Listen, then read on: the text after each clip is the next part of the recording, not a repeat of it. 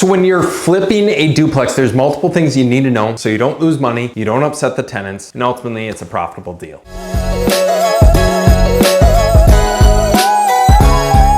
So we're down in Madison, Wisconsin, specifically Middleton, Wisconsin. We just acquired 2 duplexes, 4 units total, off market from a cold call. So for those of you saying that cold calls don't work, this is living proof that if you make enough reps, do enough activities, you can get some deals. So this is a side-by-side. We've got another side-by-side next door that we're gonna be putting up for sale in the next week or so once the tenants move out. More on that later. But this property was completely vacant upon purchase. 2 bedrooms, 1 bath upstairs. There is a bedroom and a bathroom in the basement, but these places are original to 1970s, give or take. Original cabinetry, counters, appliances were somewhat updated. They actually don't look too bad. It's old, it's dated, it's ugly. And when we're flipping a place like this, there's multiple things that we need to take into consideration. The first one being, what's the more profitable route to go? Do we stick 100 grand into remodeling this property and the property next door and resell it for a profit? Or do we just clean it out, clean it up, and then just relist it on the market, which is what we ended up doing. So with these 2 properties, I know we're in a phenomenal area. There's no side-by-side duplexes on the market.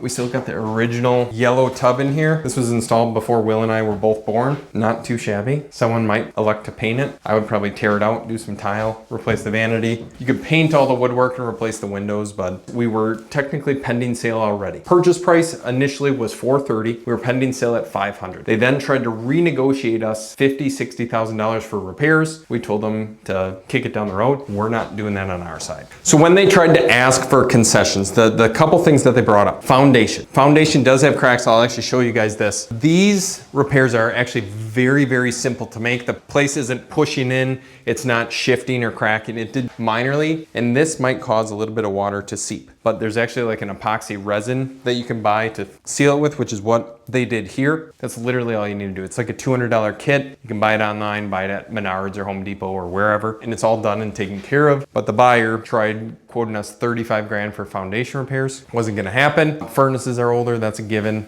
You can pretty much see that windows are all older. I know it's the difference in why it's so important to vet the buyer, talk with the agent, have those conversations ahead of time so you don't have to do the runaround. You can get in and out as quick as possible. And on this deal for us, obviously we have some margin to work with. We don't want to be stuck doing renovations from an hour and a half away, which is what this property is. We'd rather just sell it off, move on to the next deal, make a little bit less money than we initially anticipated, and come out ahead of things. What I learned in that process is if you don't have home inspections, typically the better off it'll be. If you don't have miscellaneous financing costs or whatever the case is, these buyers were not extremely sophisticated, and that's where when it comes to selling to an experienced investor, you might be better off because they're familiar with the renovation work. They know exactly what they're getting themselves into, and they know what to expect before going in versus the owner-occupied buyer for a house hack. They got nervous. And when people get nervous, they ask for ridiculous concessions, and then it puts us in a position to either relist it or try to resell it to another party. So when we acquired it, obviously, as I had previously mentioned, these units were vacant. We're dealing with some tenants next door that we provided them 3 options when it comes to their rent, their lease, so on and so forth. They were month-to-month tenants. We gave them option number 1. They could stay there as tenants. Their rent was gonna jump up like $700, $800 per month, which they did not wanna do. That's where we had to be at based upon our new mortgage cost. Second option was moving out before the end of May, which is what they chose, and we would pay them $1,500. We would refund their security deposit if everything was taken out or cleaned out, so there wasn't a whole lot of work for us. And that's what they ended up going with. So it worked out well. And then option number 3 was they could stay for longer. They wouldn't get any money, but it would allow them a little bit extra time to move. But this unit, again, a very similar rehab to literally all of these that we're dealing with. Kitchens, bathrooms, flooring, paint, light fixtures. I was thinking 20, 30 grand per unit would get you to a really, really nice product with new cabinetry, quartz counters. You deal with so many different things, especially with the rentals.